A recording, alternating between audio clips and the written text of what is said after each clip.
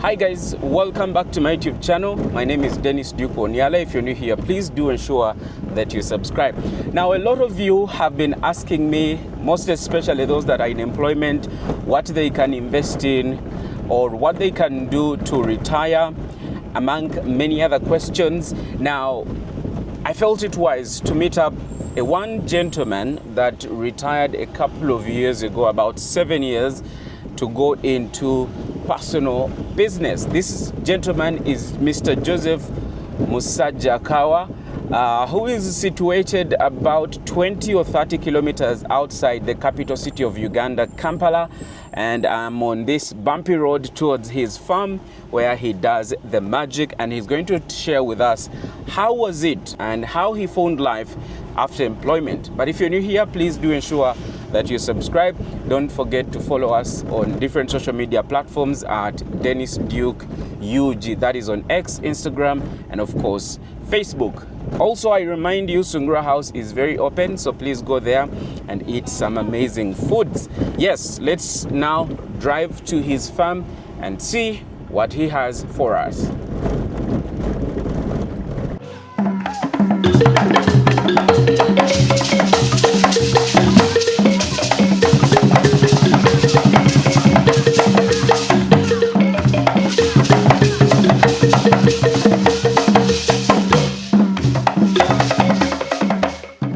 Thank you for having us, Mr. John Musajjakawa. How are you doing today? Well, it has been a nice day. It's bright and the weather is good. The weather is good. The weather is good. The weather is indeed good. Mr. John here is going to talk to us about how he literally moved from being employed to being self-reliant, or how to prepare yourself from retirement. We're going to have that conversation, and of course for him to tell us, first of all, where he worked before. Is that okay with you? Well, Maybe we should start from there. well, I've worked into several places. During the bad times, I taught in Kenya. When we came back in 1987, I worked with Uganda Post Telecommunications for some years, good number of years. After that, I joined the United Nations. And after that, I worked with Uganda Investment Authority. And in 2017, I retired. In 2017? Yes. That's like 6 years ago. Well, Or 7 years ago. yes, I 8 like years that. ago. 8 years ago. 8 years ago, right. Precisely 8 years ago, I retired. So that means you've been away from work for the last 7 years. Right. There's a lot you've learned that I think my followers, my people, because I receive these questions every day. Dennis, I want to retire from my work, but what do I do next? What did you do just before you actually quit your job? Well, I think the best thing is to know that there will be time to retire. Okay. And one thing that never bothered me is losing a job. Okay. Okay? If you have that in your mind that you can lose a job or you can be retired, then it means that you are quite well prepared for what is coming. Okay? But use that opportunity to prepare yourself for retirement. Whatever happens, people retire. And it is always good to be prepared to retire. So the question that somebody would be asking, how do I prepare? What is it that I need to do first before I actually retire? What did you do first, in fact? The first thing is that I knew I was going to retire. Okay. And I kept postponing it. But when time came, I knew that I had to retire.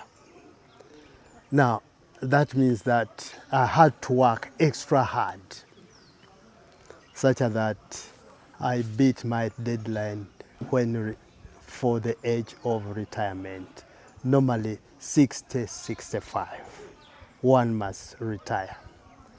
And the best way of preparing yourself is to choose something that you have got a passion in doing and make the right calculation that that thing is going to sustain you when you have retired. During my course of working, I looked at so many opportunities. I could choose to be a consultant, but I decided to go into farming, and farming in a particular niche, serving particular customers who needed particular and specific foods. I choose foods that can grow for a short time, say maximum 6 months, okay, such that I get an income which is equivalent to my salary. Okay. Okay, at a regular what? At a regular basis. At a regular basis. But before that, I had to make sure that I have a roof over my head. So I have a house, I got a house. Small house, not a big one, because as you prepare yourself, there is no need of building a huge house because children will go. Eventually. Eventually, and actually my children have left. The few rooms I have in the house are empty, okay? Okay. Which makes life slightly easier. If I had put up a double storage house, 8 to 10 bedrooms, I mean, what would I do with that? What? Exactly, that structure now. Yes. Now, prepare yourself having a modest, good house with 2 to 3 bedrooms where you can retire very well with your wife, and eventually knowing that either you go first or your wife goes first, then life becomes what? Yeah. But the main thing is prepare yourself and know what to do with a passion. Okay. I've been at your farm here and I see there's quite a lot that you do. And considering that the things that you do here require a lot of energy, I'm wondering, how old are you? And you still seem to be energetic and doing these things with a lot of passion. How old are you? Well, I'm 73 Okay. and I keep myself fit, eat more greens than anything, and do quite a lot of exercise. And working on the farm is one of those exercises one has got to do. You do a lot of working, lifting few things here and there at the old age, and they keep you living. Okay. Majority of people, we've seen them after retirement, they rarely, number one, keep their money that they've received as a package, probably from the NSSF, that's if they've been saving, or work package. Usually that money is depleted in a few months or in a year or so. You've been out of employment for the last 7, close to 8 years now, and you're still moving. And the worst that I don't want to say, sometimes people die quicker after, retiring. What's your say on that? Well, let us start with the money in SSF. This money is quite available at early stages for investment. And I got some of my money when I reached 50, and it helped me to start this. As I said that I was ready and preparing for my what? For my investment. Getting a lump sum money at the time of retirement is a total disaster because you don't have the strength to do the work. I used to leave work normally at 5, 6, then I come and prepare what I'm doing in my retirement.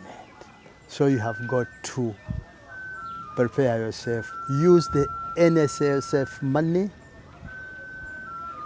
midway, prepare for your retirement, and there are certain things which you shouldn't do at a particular age. Like what? Like, especially in investment, you can't invest in houses, estates, no. Because investing in investment, the return on investment is very slow, and you have taken a mortgage, which is another 30 years to pay. So go into something that will give you a regular earning every month. But even real estate could do that, because you see a lot of people say or argue that since you've grown old, you don't have as much energy to run around anymore. They claim that investing in real estate is actually the safest to keep your money safe. I don't think so. If you go to investment analysts, which I had the opportunity to work with some, I think after 60, and you have got another 15 years to what? To live. To live. And you start putting up a house, which will take you another 5-8 years to complete. It means that actually your money is going to be wasted. If you invest it in something that can bring you return within 6 months, okay, organize yourself well, then you are going to make it comfortably. Okay. Yes. You did talk about, in our earlier conversation, you said you are, in fact, even right now, you've just hinted on it. You have a lot of passion when it comes to investments. What are some of the things, probably, if you have, that someone of your age that is still in office and is looking at retiring? I mean, I could mention a lot of them, but I don't want to do that because it could seem political. I don't want to drag you into politics. But I've seen people like Mzee General Moses Ali, he's really old. We've seen people like Rebecca Kadaga, they've aged. Not necessarily them, there are several others who are not even in government. They are equally in private sector. What ventures, from your perspective, after working with investors and you yourself being an investor, what areas of investment do you think one can invest in if it's not a farm like you've done? Well, you can invest in securities. The bonds and treasury bonds? Treasury bonds. There's so many. You can go into companies like UAP and so on, insurance companies, and you invest your money there. It depends. And it depends on your ambitions and upbringing. Okay?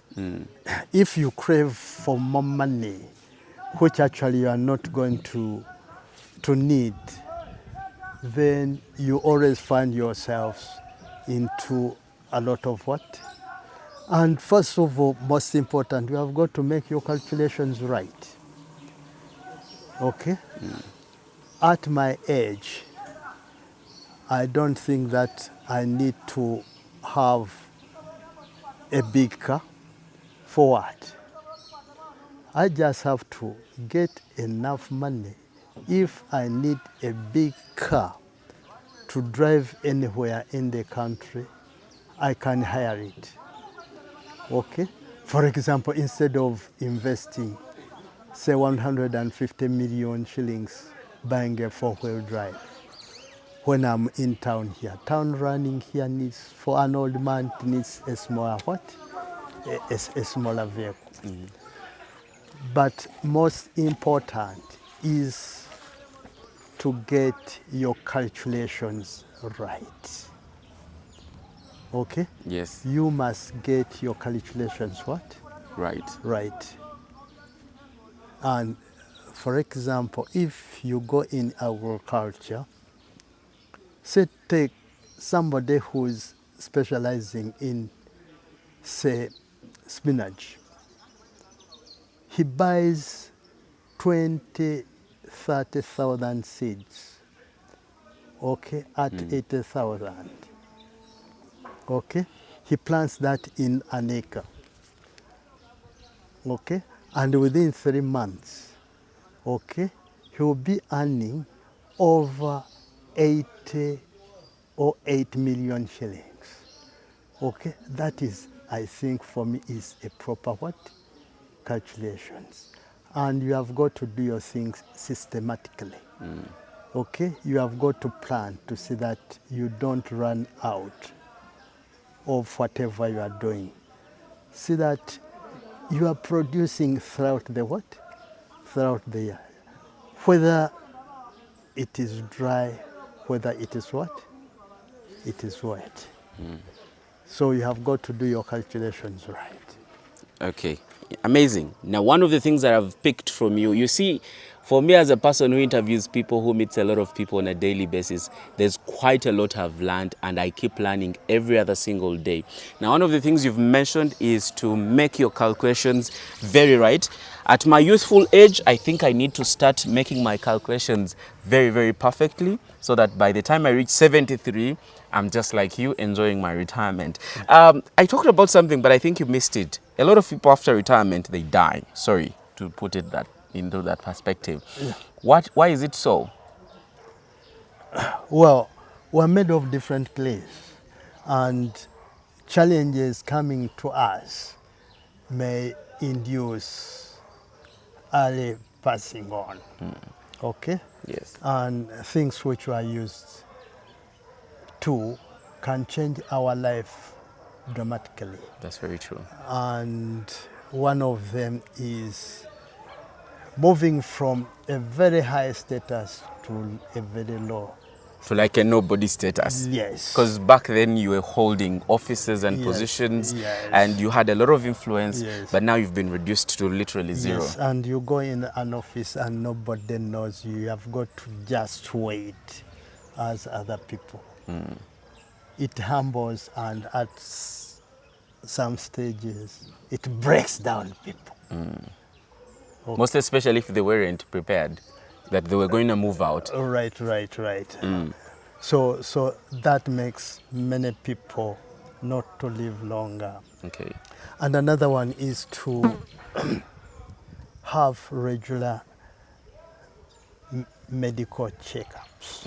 You need to have regular checkups. I was advised by one of my chief executives. He said, John, we have an insurance policy here.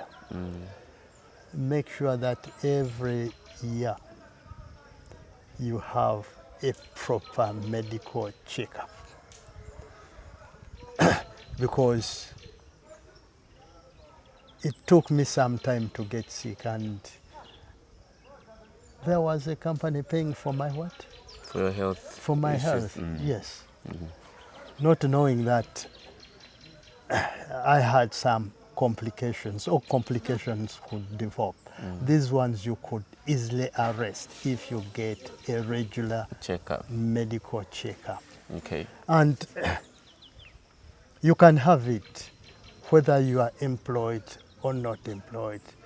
It is not particular. I think not too expensive to have your blood sugar to be checked, your blood pressure to be checked, your liver function to be tested, your kidney to be.